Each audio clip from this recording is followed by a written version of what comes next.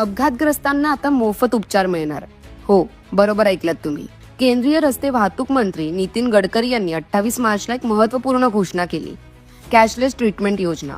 या योजनेअंतर्गत रस्ते अपघातग्रस्त व्यक्तीला अपघातानंतर 24 तासांच्या आत पोलिसांना माहिती दिल्यास सरकार त्यांच्या 7 दिवसाच्या उपचारांसाठी 1.5 लाखापर्यंतचा खर्च उचलणार आहे. तसेच हिट अँड रन प्रकरणांमध्ये मृत्यू झाल्यास पीडितेच्या कुटुंबियांना 2 लाखाचे सानुग्रह अनुदान दिले जाणार आहे. ही योजना मार्च 2025 पासून देशभरात लागू झाली आहे. यामुळे रस्ते अपघातानंतर वेळेत उपचार मिळून अनेकांचे प्राण वाचणार आहेत. आता यासाठी अर्ज कसा करायचा विचार करताय? अपघात झाल्यानंतर तातडीने रुग्णालयात दाखल व्हा. 24 तासांच्या आत जवळच्या पोलीस स्टेशनमध्ये अपघाताची नोंद द्या.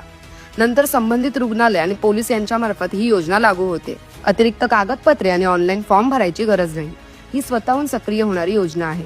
ही माहिती लवकरात लवकर सर्वांना शेअर करा आणि हा व्हिडिओ आवडला असेल तर आम्हाला फॉलो करा.